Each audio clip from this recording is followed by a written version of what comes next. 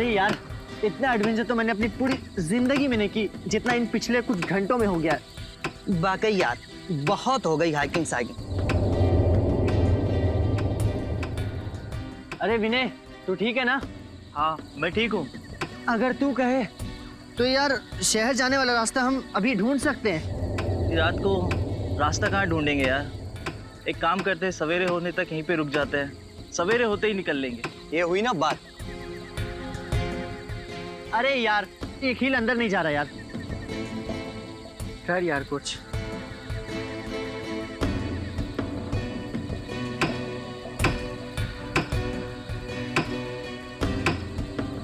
मुझे लगता है नीचे पत्थर दबा हुआ है, पहले उससे निकाल लेते।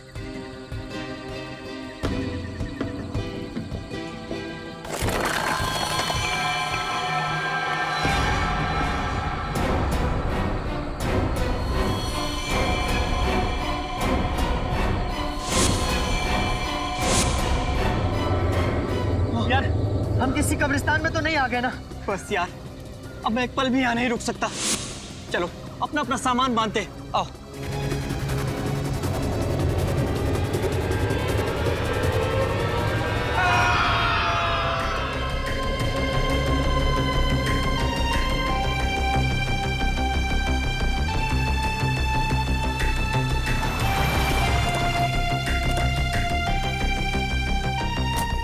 आइए सर, आइए। चलिए।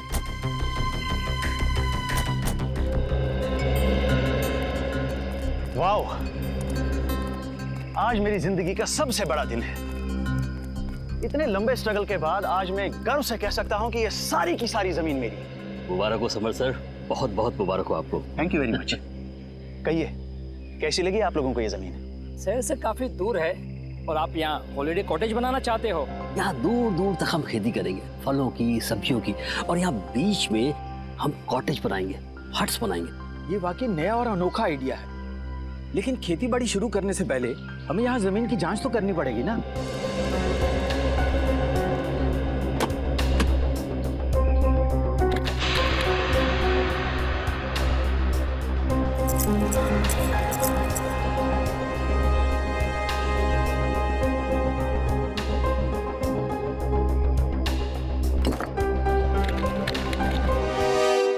तो जसवीर, तुमने अपने 3 दोस्तों को कल शाम को यहाँ पे छोड़ा था और उसके बाद से उनका पता नहीं चल रहा है। हाँ सर, उन्होंने कहा था कि सुबह 6 बजे तक वो आ जाएंगे सर।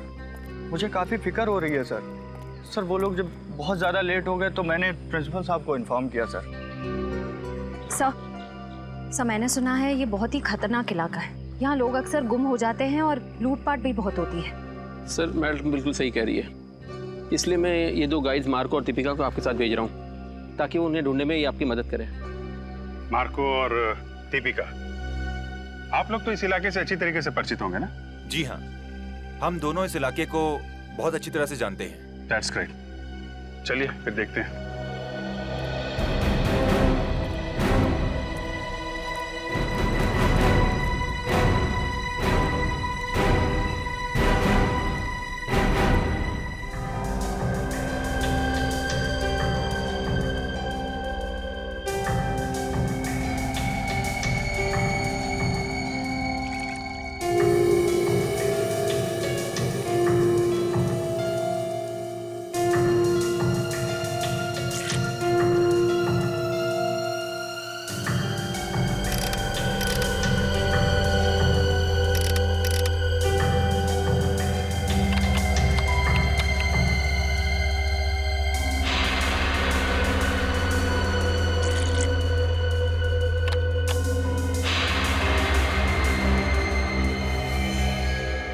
नो, क्या हुआ? मिट्टी बंजर है क्या? नहीं, ऐसी तो कोई बात नहीं है। तो फिर? ये देखो, मिट्टी में से क्या मिला है। ओह माय गॉड, अब हम क्या करेंगे? करना क्या है, सीआईडी में डॉक्टर सालुंके को फोन करते हैं। Hello doctor Salunke?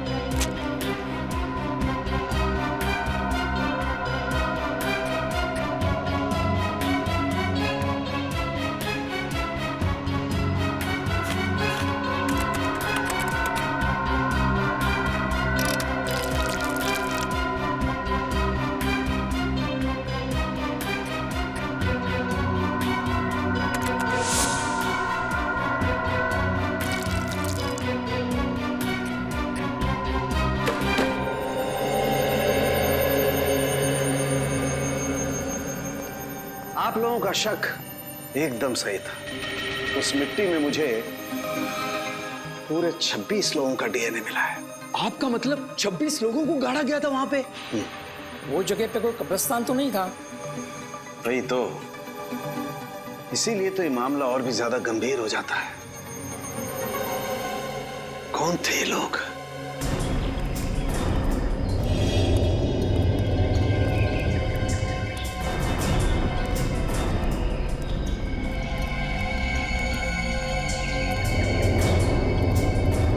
तो इधर बाईं तरफ और दाईं तरफ क्या है? बाईं तरफ खाई है और दाईं तरफ एक जमीन का टुकड़ा है। अगर किसी को हैकिंग करनी होती है तो वो सीधा इसी रास्ते से ऊपर जाता है। इधर? Yes sir. सर, कहीं वो लोग इस खाई में तो नहीं गिर गए होंगे? पहले चलो देखते तो हैं, आ जाओ। सर,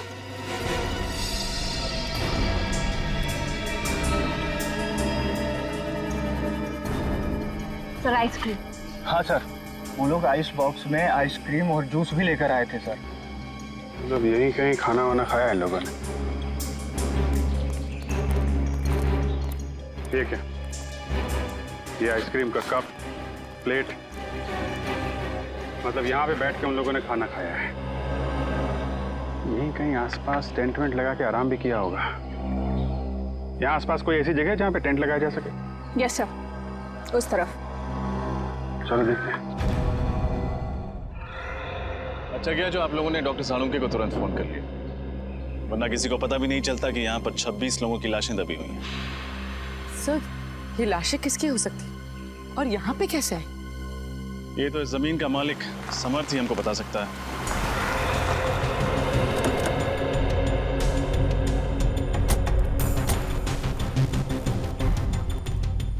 हेलो ऑफिसर, क्या हुआ? अरे अगर कोई तकलीफ थी तो हमें बता देते। सीआईडी वालों को बुलाने की क्या जरूरत थी? जब लाशों के भंडार मिलते हैं तो एक अच्छे नागरिक का फर्ज होता है कि वो सीआईडी को तकलीफ दे। लाशों के भंडार कहाँ? आपकी जमीन के अंदर हमें 26 लाशें मिली। 26 लाशें? ऐसे कैसे हो सकता है? आपको जरूर कोई गलतफहमी हो गई है। कोई गलतफहमी नहीं हुई। हमें इंसानों की हड्डियां, बाल, दांत मिले हैं। अभी ना जाने क्या क्या मिलना बाकी है आपके जमीन के अंदर से।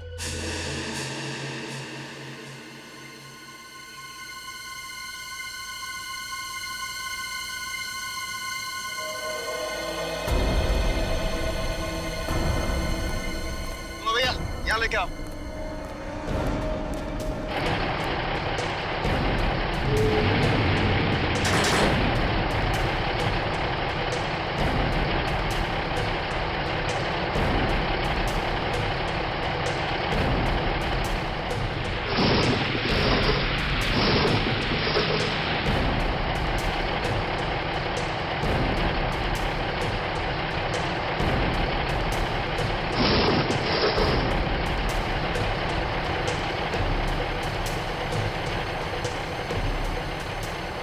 मुझे तो यकीन नहीं आ रहा है कि इस जमीन के अंदर 26 लोगों की लाश है।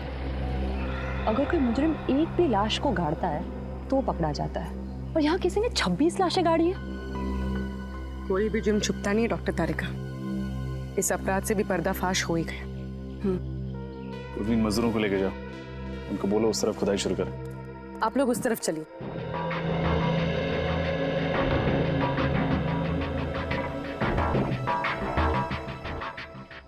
सर। हाँ बोलो। एक चीज, गलती से भी रिश्वत देने का ख्याल अपने दिमाग में मत लाना। सीआईडी के सामने तुम्हारी दाल गलने वाली नहीं है। वो बात नहीं सर, आप हमें गलत समझ रहे हैं। दरअसल क्या बात है? मैं इस जमीन का मालिक नहीं हूँ सर। तुम मालिक नहीं हो तो कौन है? पता नहीं सर। पता नहीं मतलब? मैं आपको बताता हूँ सर। दरअसल हम सुनसान और अनजान जमीन पर कब्जा कर लेते हैं, उसके बाद उस जमीन को दूसरों को बेच देते हैं, या फिर वहाँ पर मकान या दुकान बना देते हैं। What? हाँ सर, हमें नहीं मालूम था सर। इस जमीन पर कब्जा करने के बाद हमें मुनाफा के बदले जेल की सलाखें मिलेंगी सर।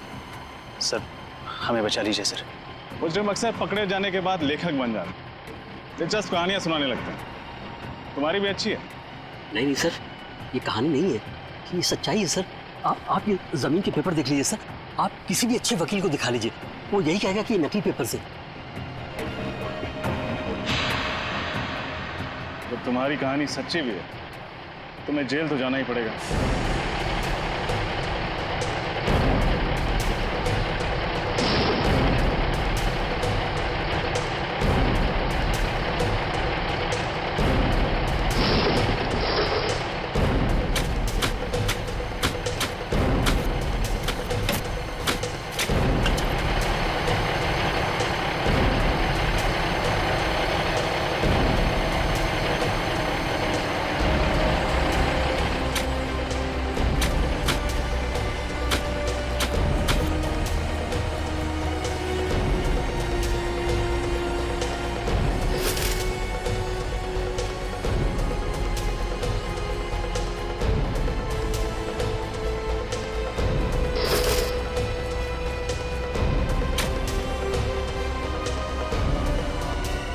मैडम, ये देखिए मैडम। कंकाल। सर,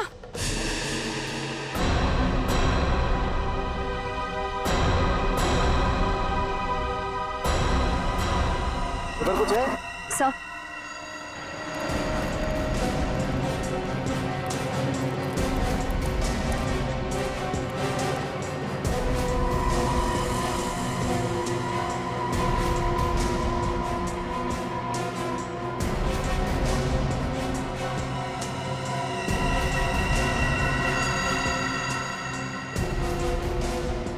ये देखो, एक और बैग।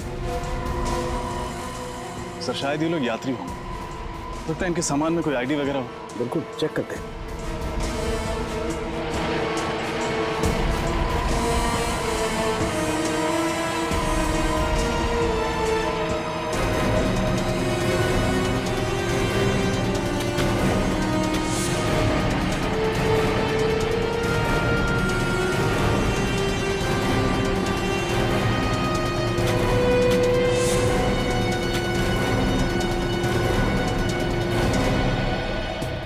बैग में तो कुछ भी नहीं है, कोई आईडी वगैरह।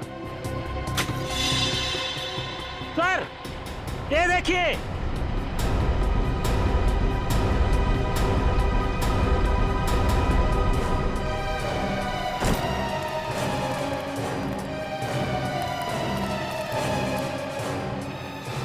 सर, ये देखिए नीम का पत्थर।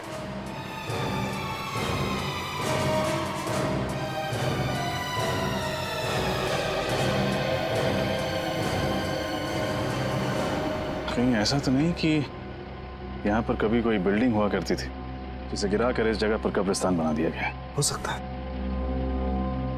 पता नहीं वो कौन सी मनहूस घड़ी थी जब हमने इस जमीन पे बुरी नजर डाली। लेने के देने पड़ गए। आप दोनों हमारे साथ ब्यूरो चलेंगे, आपसे पूछताछ करनी। जमीनों के घोटाले करने के लिए तुम दोनों को गोल्ड मेडल देना चाहिए। Gold medal. जाने कितनी जमीनों पर गैर कानूनी कब्जा किया तुम लोगों ने, और कितने लोगों को जमीनें बेच भी दी। माफ कर दीजिए सर, गलती हो गई। अब हम ऐसी धांधलेबाजी फिर कभी नहीं करेंगे। अरे धांधलेबाजी तो तब करोगे ना जब जेल से छूटोगे। अब आइंदा हम धांधलेबाजी नहीं करेंगे।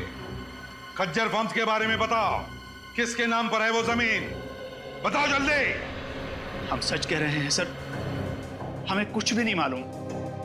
हम तो ऐसे ही जमीनों पे कब्जा कर लेते हैं जो लावारिस होती है। फिर भी कब्जा करने के पहले तुमने रजिस्ट्री ऑफिस से पता किया ही होगा ना कि ये जमीन किसके नाम पे? किया था, और रजिस्ट्री ऑफिस में कुछ महीने पहले आग लग गई थी, जिसकी वजह से इस जमीन के सारे डॉक्यूमेंट चल गए थे। हाँ सर, और जब हमें पता चला कि इस जमीन के आगे पीछे और कोई नहीं है, यहाँ तक कि इसके पेपर्स भी नहीं है, तो हमने तुरंत इसके ऊपर हक जमा लिया। सर, ये रही रजिस्ट्रेशन ऑफिस में लगी हुई आग की रिपोर्ट। आग लगी थी 6 जून 2003 और आग की वजह पेट्रोल। पेट्रोल मतलब सर वो आग जानबूझकर लगाई गई थी, जमीन का इतिहास मिटाने के लिए? हाँ पूर्वी, जानबूझकर लगाई गई थी, क्योंकि खूनी जानता था कि एक न एक दिन वो सारे कंकाल जमीन के नीचे से ऊपर आएंगे। इसलिए अपने आप को बचाने के लिए उसने ये रास्ता ढूंढा था। ये पता लगाना चाहिए कि उस नींव के ऊपर वो जो कंक्रीट का कंस्ट्रक्शन मिला है ना, वो ढांचा, उस पर पहले क्या बना हुआ था।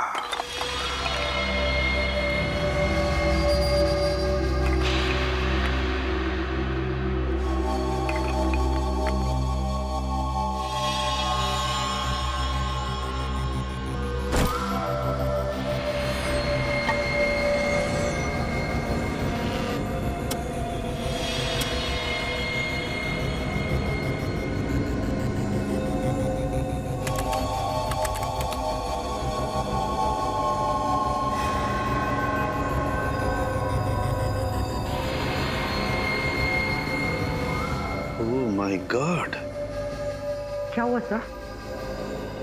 तारिका, ये हड्डी जरा गौर से देखो। ऐसा लगता है जैसे इस हड्डी को किसी ने आरी से या 100 चेन से काटने की कोशिश की है। सर, मुझे तो ये खूनी बहुत बड़ा सरफिरा लगता है। कुछ लोगों के स्कल पे तो मुझे दांतों के निशान दिखे। ये देखिए, जैसे कि वो उनका सर ही चबाना चाहता हो। My God. सर, कहीं ये किसी जंगली जानवर का काम तो नहीं है? नहीं रोहन, ये किसी जंगली जानवर का काम नहीं हो सकता है, क्योंकि जानवर किसी को खाने के बाद उसे जमीन में गाड़ने की मेहनत नहीं करता। ये काम किसी इंसान का ही है। सर, अब बस ये पता चल जाए कि इन सब की मौत कब हुई थी, तब जाके हम उस खूनी तक पहुंच सकते हैं। चल जाएगा तारिका, ये भी पता चल जाएगा उस माइक्रोस्कोपिक रेडियोग्राफी के जरिए। Microscopic radiography? सॉरी सर, पर क्या है ये? कभी सुना नहीं इसके बारे में। रोहन, ये एक ऐसा प्रोसेस है जिसके जरिए हम ये पता लगा सकते हैं कि इंसान की मौत कब हुई है। और ये देखो, जिस इंसान की ये हड्डी है उसकी मौत 7 से 10 साल पहले हुई है, यानी 2003 से 2006 के बीच में इस इंसान की मौत हुई है।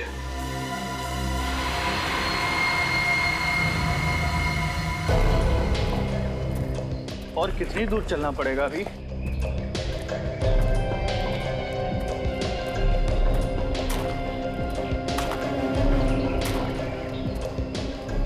क्या बच रहा है? सर, मैंने किसी के चलने की आवाज सुनी।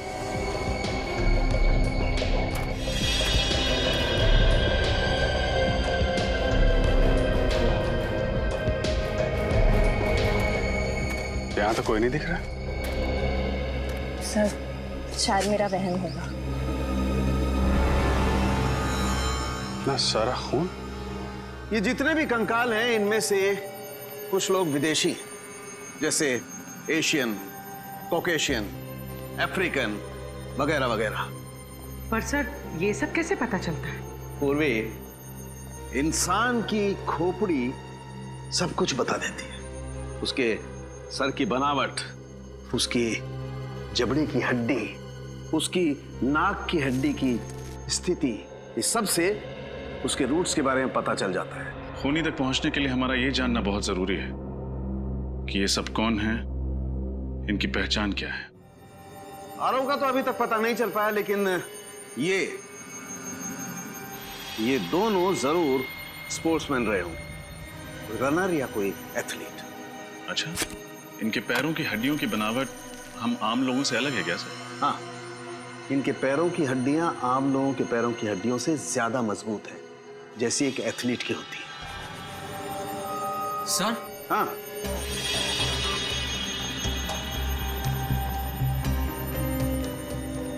क्या हुआ? सर, इस लड़की के सामान में से ये मुझे कुछ बीज मिले हैं।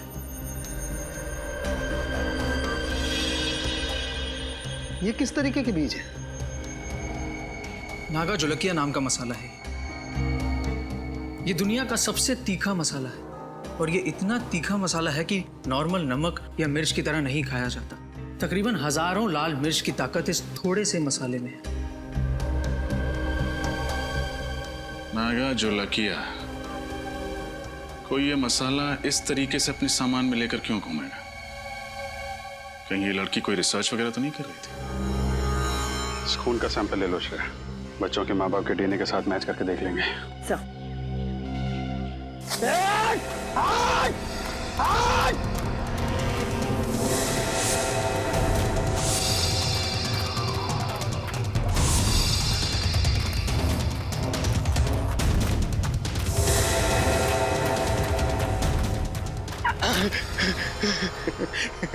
बहुत देर कर दी मेहरबान आते आते। चलो आप अच्छे बच्चों की तरह अपना सारा सामान मेरे हवाले कर दो। नहीं तो क्या करेगा? हाँ? तो तुम्हारे छोटे छोटे टुकड़े करके कौन सी खाई में फेंकेंगे पता भी नहीं चलेगा किसी को। नहीं नहीं प्लीज आप ऐसा मत करिए। ये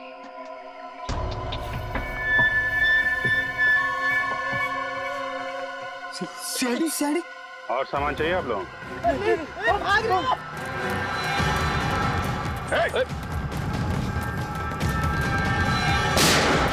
भागोगे तो गोली लग जाएगी।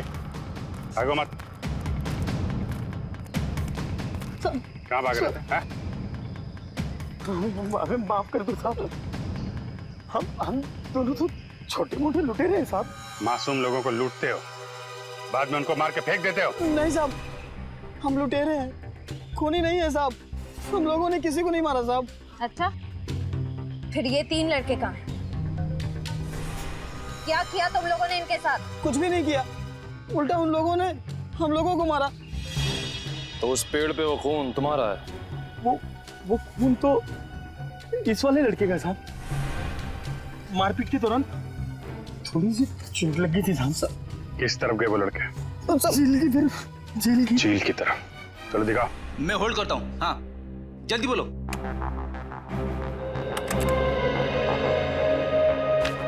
जी हाँ, मैं 2003 की बात कर रही हूँ, आज से 10 साल पहले की। मसाले का नाम है नागा झुलके, और जितने भी ऐसे खेत हैं जहाँ नागा झुलके नाम का मसाला उगता है, वहाँ उस लड़की की फोटो भेज दीजिए। और हाँ, एग्रीकल्चर इंस्टीट्यूट्स में भी।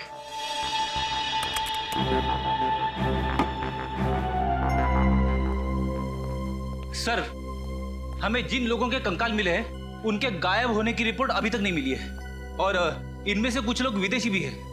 पता नहीं उनके घर वालों ने उनके गायब होने की रिपोर्ट कहां पे लिखवाई है। हो सकता है ना फ्रेडी कि उनके घर वालों को पता ही नहीं था कि जब ये हादसा हुआ तब ये लोग इंडिया में ही थे। लेकिन एक खज्जर फार्म से ही पता चलेगा कि ये सारा चक्कर क्या है। सर, एक बात बड़ी अजीब है, खज्जर फार्म के आसपास दूर दूर तक कोई भी जंगली जानवर नहीं है, तो लोगों को मार कौन सकता है उनके मांस के लिए? सर, कहीं कोई आत्मा नरबक्षी तो नहीं है? वो चाहे कोई भी हो, फिर चाहे फ्रेडी, वो तुम्हारी आत्मा ही क्यों ना हो, अब नहीं बचेगा ये हमारे हाथों से। ये रही झील।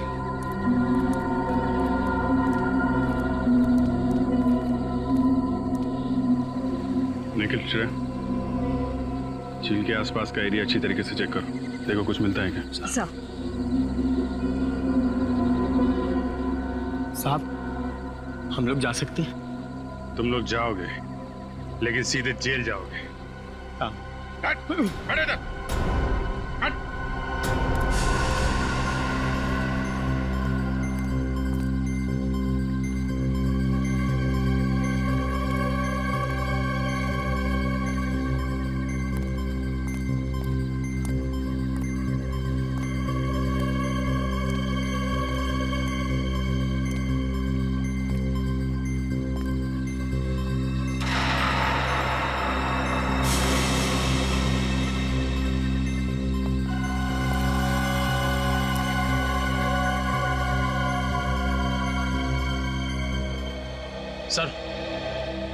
सर ये टॉल मिला है सर, इस पे खून लगा हुआ है।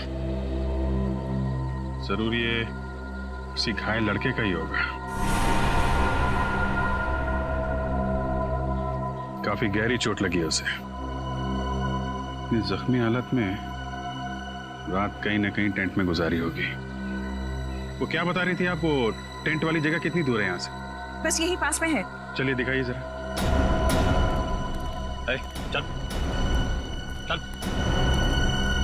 यही वो जगह है। सर ये टेंट तो मेरे दोस्तों की है सर। ये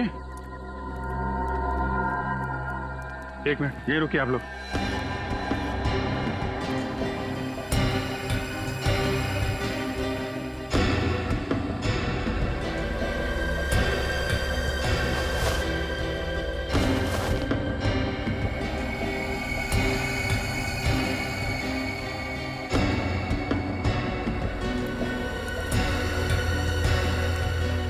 शूज, टूटे हुए टेंट, बिखरा हुआ सामान, क्या हुआ क्या यहाँ पे?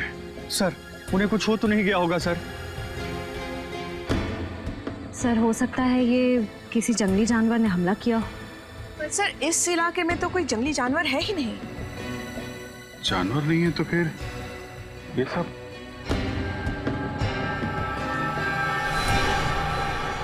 ये क्या?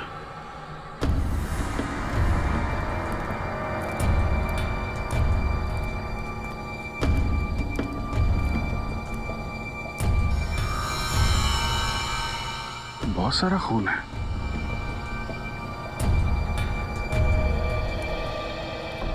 अगर इसमें तुम लोगों का जरा भी हाथ हुआ ना तो तुम लोगों का वो अंजाम होगा कि तुम लोग सोच भी नहीं सकते। श्रेया, सबको जेल में डाल दो, ले जाओ। चलो चल।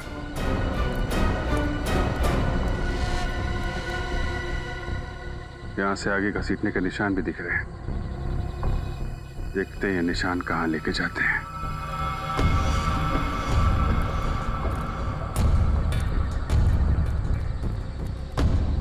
ये क्या चक्कर है?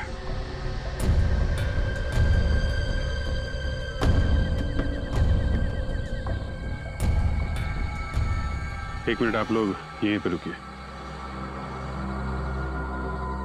सर मिट्टी काफी ढीली लग रही है, ऐसा लग रहा है हाल फिलहाल में खुदाई हुई है। मामला गड़बड़ लग रहा है।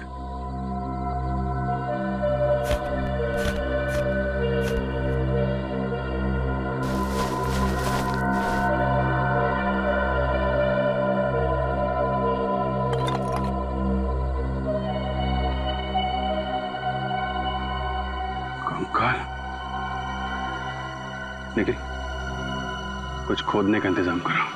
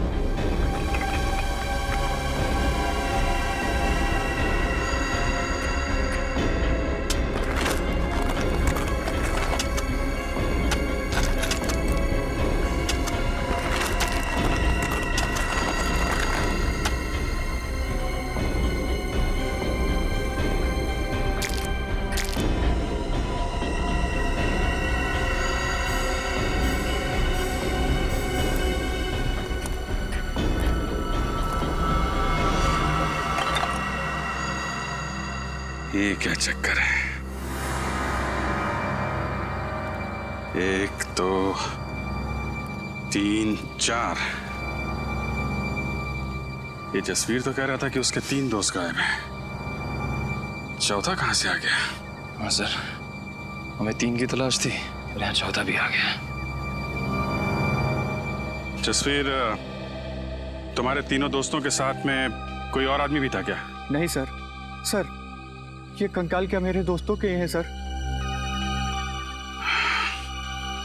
बहुत जल्द पता चल जाएगा।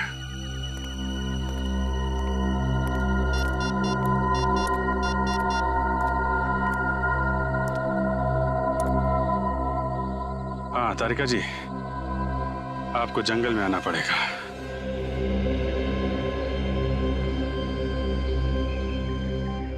अभिजीत, इन सभी की मौत को ज्यादा दिन नहीं हुए, लेकिन ये वाला कंकाल बाकी 3 कंकालों से कुछ अलग कहानी बता रहा है।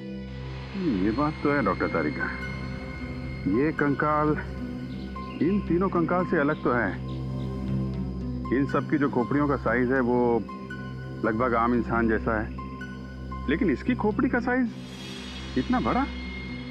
ये एक आम इंसान की तरह नहीं लग रहा है। डॉक्टर तारिका, इनकी मौत कैसे हुई होगी? श्रेया,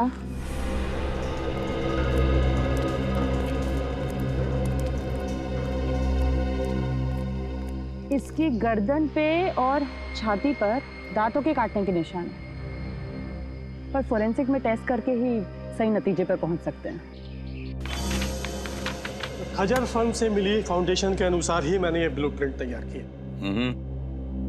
काफी बड़ी जगह है ना? जी सर, इसको देखकर नहीं लगता है कि ये किसी का घर या ऑफिस होगा। 2 स्विमिंग पूल की जगह छोड़ी गई है सर। 2 स्विमिंग पूल तो किसी होटल या रिसोर्ट में ही हो सकते ना?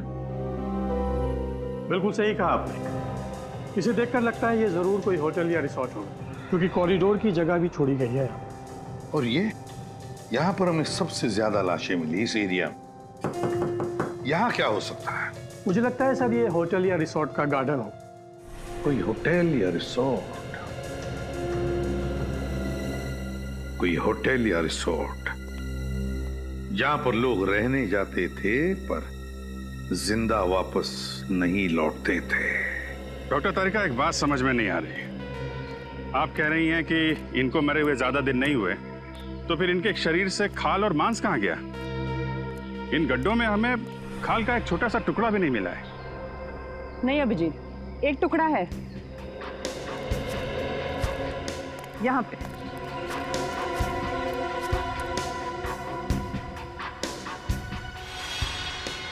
ये देखो, मांस का टुकड़ा है। जी हाँ सर, मैं पहचानता हूँ इन्हें। ये दलजीत है और ये मयंक, दोनों नेशनल लेवल के रनर्स थे। दोनों नेशनल लेवल के रनर्स? पर हुआ क्या, गायब कैसे हो गए ये? सर 10 साल पहले अप्रैल 2003 में मुंबई में एक इंटरसिटी टूर्नामेंट हुआ था। ये दोनों उसी में भाग लेने आए थे। टूर्नामेंट खत्म होने के बाद हम लोग तो उज्जैन वापस चले गए, लेकिन ये दोनों माथेरान घूमने जाना चाहते थे। फिर? सर इन लोगों ने रिक्वेस्ट की थी कि ये 2-3 दिन में वापस आ जाएंगे, लेकिन इनकी कोई खबर नहीं आई। इस लड़की को तो आप जानते ही हैं ना? हाँ सर, ये रिया है। ये पंचगिनी गई थी हाइब्रिड प्लांट के रिसर्च के लिए। मुंबई रुकने का इसका कोई प्लान नहीं था, पर शायद उस रात काफी हाईवे पर जाम था, इसलिए मजबूरी में यहाँ इसे रुकना पड़ा। खज्जर फार्म में? जी। पूर्वी ये तीनों के तीनों, ये 2 लड़के और ये लड़की मुंबई शहर के नहीं थे, बाहर के थे, बाहर के। और सर ये तीनों खज्जर फार्म में रुके थे। वही तो, तीनों खज्जर फार्म में रुके।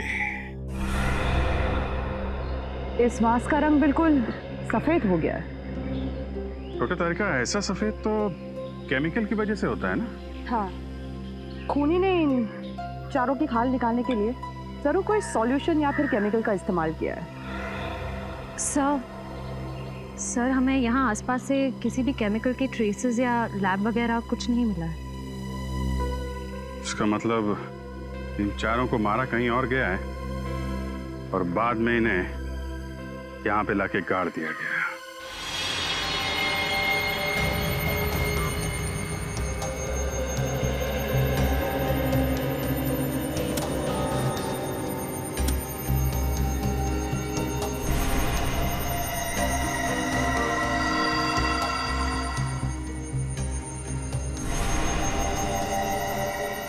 अब तक तो आप लोग इंसानों की लाश, इंसानों के कंकाल लाया करते थे, लेकिन इस बार आपने सारी हदें पार कर दी। क्यों नॉट सर? ये कंकाल भी तो इंसानों के ही हैं। हाँ हैं, वो तीनों कंकाल इंसानों के हैं, लेकिन ये चौथा कंकाल जानते हो किसका है? किसका है sir? Pavilion man. Alien man? क्या मतलब? देखो, इंसान को इंसान बनने के लिए कई स्टेजेस से गुजरना पड़ा है, ये तो सबको मालूम है। ये पेलियन मैन इंसान बनने से पहले वाली स्टेज है। अरे बाप रे, ये तो बड़ा ही खतरनाक है। हाँ फ्रेडी, ये बहुत खतरनाक भी है और बहुत ही ज्यादा शक्तिशाली भी है। इन तीनों लड़कों को उस पेलियन मैन ने मार के खाया है, मार कर खाया है अपनी भूख मिटाने के लिए। तो ये जीव नरभक्षी होते हैं, मैन ईटर्स। हाँ पूर्वी, तभी तो इनके दांत हमारी तरह नहीं होते, बिल्कुल बड़े और नुकीले होते हैं। दिखाती हूँ।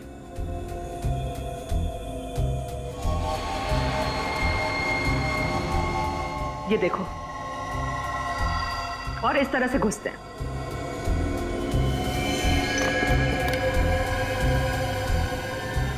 सर, हमें तो लगा था ये किसी जंगली जानवर का काम है।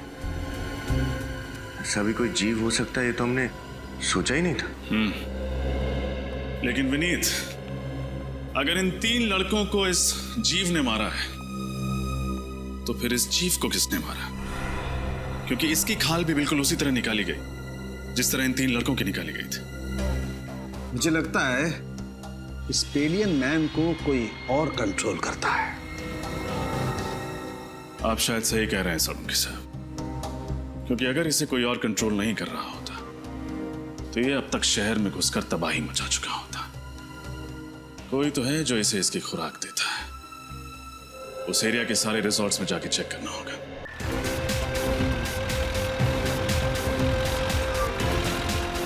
सर, ये रिसोर्ट और कितनी दूर है?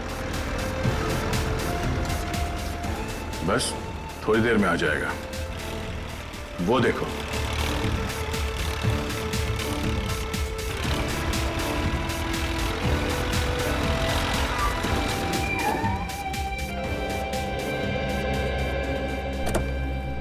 इस इलाके में ये वो दो रिसोर्ट हैं जिनके नक्शे ठीक उस रिसोर्ट की तरह है जो 2003 में नष्ट किए गए थे। अब सर, उन तीनों लड़कों का और उस आदि मानव का कंकाल भी तो हमें आसपास के एरिया में से मिला था ना। फिर रिसोर्ट में जाने से खतरा हुआ तो? बड़ी खतरा है, इसीलिए तो जाना है।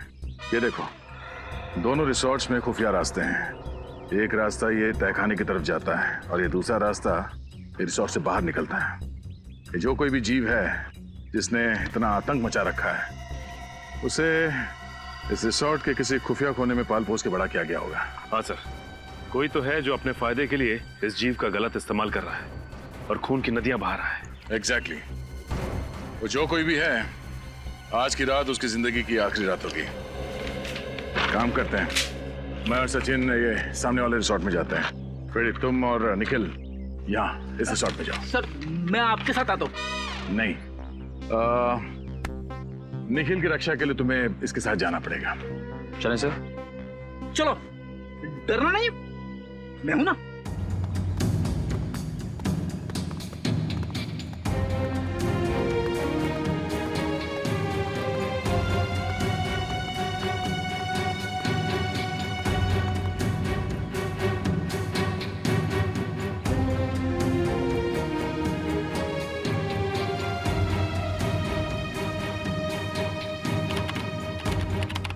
कमाल है, हमें तो लगा था उन 3 लड़कों के हादसों के बाद हमारा बिजनेस कुछ दिनों के लिए ठप हो जाएगा। वैसे आप लोगों को डर नहीं लग रहा ट्रैकिंग करने में? आप किस हादसे की बात कर रही है? हमने तो ऐसा कुछ सुना नहीं था। चलिए, अच्छी बात है कि आपने ऐसा कुछ भी नहीं सुना। वो कहते हैं ना, इग्नोरेंस इज ब्लेस। अच्छा, वैसे ये बताइए कि हम लोग अपने कमरे में खाना कब तक मंगवा सकते हैं? रात में 11 बजे तक। उसके बाद रिसेप्शन पे कोई नहीं रहता। वैसे चलिए, आइए।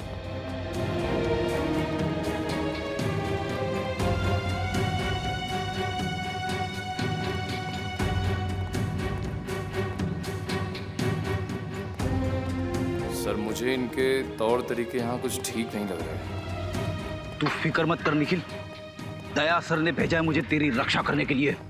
मैं तेरी मूंछ का एक बाल भी बाका नहीं होने दूंगा।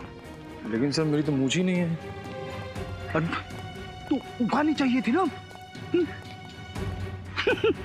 अब ये भी मुझे समझाना पड़ेगा तुझे। अरे 11:30, चलो।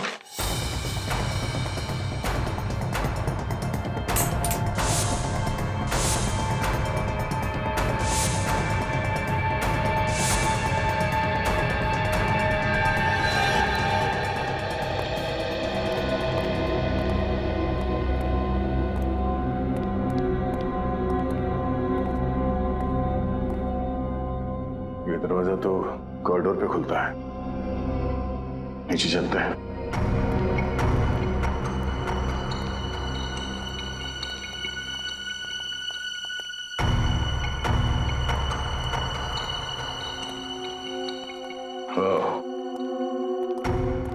लगता है ये खुफिया रास्ता है।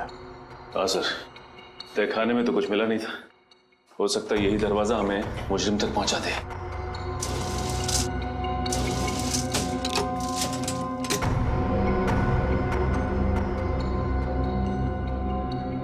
ये तो दरवाजे पे बुरी तरह से जंग लगी हुई है। ऐसा लगता है दरवाजा काफी साल से खुला ही नहीं है, किसी ने हाथ तक नहीं लगाया इसे। ये दरवाजा। आप लोग यहाँ क्या कर रहे हैं? हाँ वो पानी चाहिए था तो ढूंढते ढूंढते यहाँ आ गए। यहाँ पे? यहाँ पे नहीं, हम लोग रिसेप्शन की तरफ जा रहे थे, लेकिन रास्ता भूल गए। वैसे ये रास्ता कहाँ जाता है? कहीं नहीं, ये दरवाजा हमेशा बंद रहता है। इस रिसोर्ट में और भी कई दरवाजे हैं जो हमेशा बंद रहते हैं। ये रिसोर्ट तो भूल भुलैया है। आप लोग अपने कमरे में चलिए, मैं पानी लेके आता हूँ। सर अगर इस रिसोर्ट में कुछ नहीं है तो फिर जरूर अगले रिसोर्ट में कुछ होगा। इस फ्रेडी को फोन करके देखते हैं।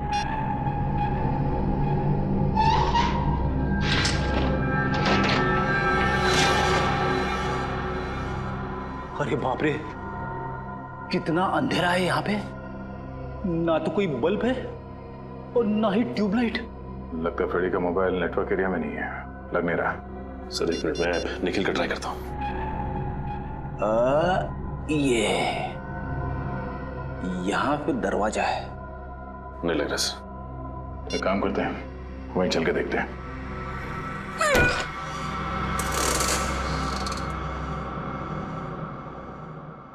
अरे एक और खुफिया दरवाजा। हाँ सर।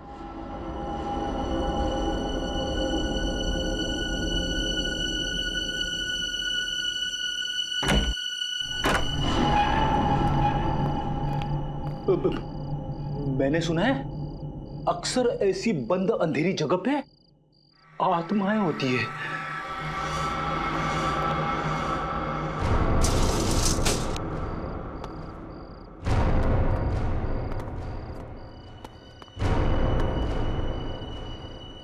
इतना सारा खून,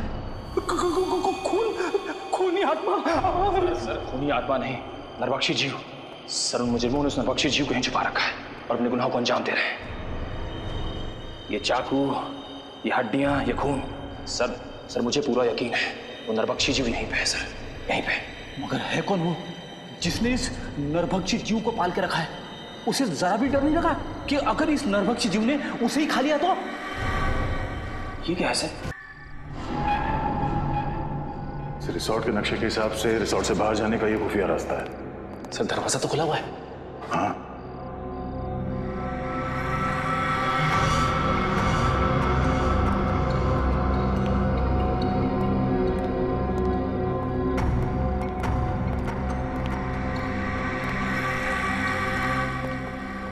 दो पलंग? हाँ, दोनों पलंग पे चेन है उस नरभक्षी जीव को बांधने के लिए। एक जीव दो पलंग, अब ये नया क्या चक्कर है? ये कैसी आवाज है? किसी जानवर की आवाज लग रही है। सर दो पलंग, कहीं ऐसा तो नहीं यहाँ पे दो नरभक्षी जीव है? निखिल, यहाँ से खिसक लेते हैं, आगे का इन्वेस्टिगेशन दया सर के साथ ही करेंगे। सर कुछ नहीं होगा आपको, मैं हूं ना। कौन है?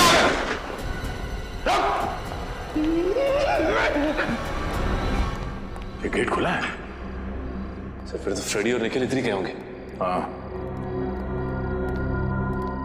निखिल, सही देखिए, हड्डी और ये खून? Oh no.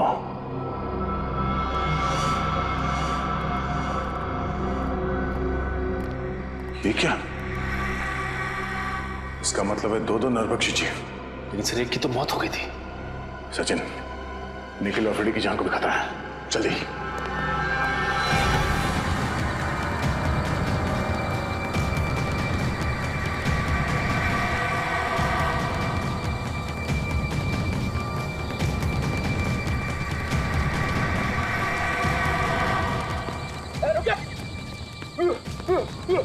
भागना मत वरना गोली चला दूंगा। रुक।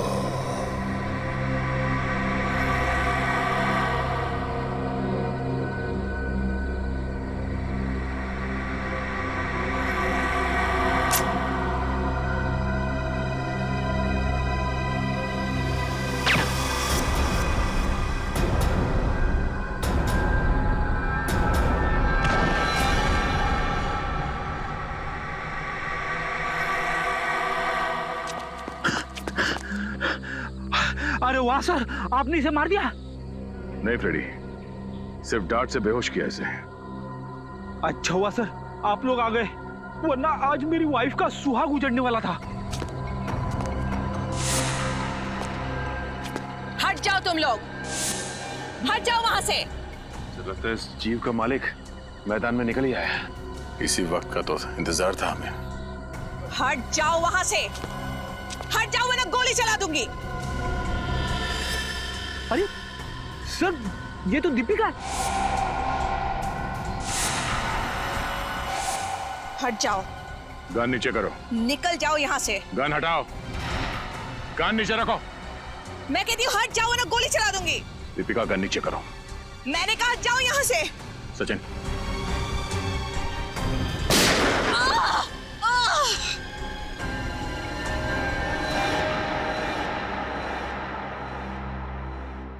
मेरे पिताजी एक एंथ्रोपोलॉजिस्ट थे, मानव वैज्ञानी। बहुत साल पहले वो मंटोनियो नाम के एक छोटे से टापू में गए थे, जहां से वो दो ऐसे जीव लेके आए जो ना तो इंसान थे और ना ही जानवर। उन्हें देखकर ऐसा लगता था जैसे वो इंसानों से एक स्टेज पीछे हैं। एक मिनट। तुम्हारे पिताजी उन लोगों को यहाँ इंडिया में कैसे लेके आए? ये तो गैर कानूनी है ना? जी, स्मगल करके, गैर कानूनी तरीके से। तो जैसे जैसे वक्त बीतता गया उनके साथ मेरा लगाव बहुत बढ़ गया। पर मेरा यकीन मानिए सर, मैं बिल्कुल नहीं जानती थी कि जैसे जैसे वो बड़े होते जाएंगे वो नरभक्षी बन जाएंगे, मैन ईटर्स। और इसीलिए तुमने उनकी इंसानी मांस खाने की भूख को मिटाने के लिए रिसोर्ट में जितने भी लोग आते थे उनका शिकार करना शुरू कर दिया। तो मैं और क्या करती? मुझे डर था कि कहीं एक दिन उन्हें अपना खुराक ना मिले तो शायद वो मुझे ही अपना शिकार बना लेंगे। अगर इतना ही लगाव था तुम्हें इन दोनों से, तो तुमने एक जीव को मार क्यों दिया? क्योंकि वो मेरे कैद से भाग गया था और उसने उन तीनों लड़कों को मार दिया। और जब इस तरह के जीव अपने मालिक का आदर और सम्मान नहीं करते हैं तो उन्हें मार ही देना चाहिए। सर, क्या मैं एक आखिरी बार उससे मिल सकती हूँ? प्लीज। वो कहाँ है? कैसा है वो? उसे हमने एंथ्रोपोलॉजी डिपार्टमेंट भेज दिया है। वो लोग तय करेंगे उसके साथ क्या करना है। लेकिन तुमने बहुत बड़ा गुनाह किया है। न जाने कितने मासूम लोगों की जान गई है तुम्हारी वजह से। तुम्हारे साथ क्या करना है ये अदालत तय करेगी। असाइलम या जेल।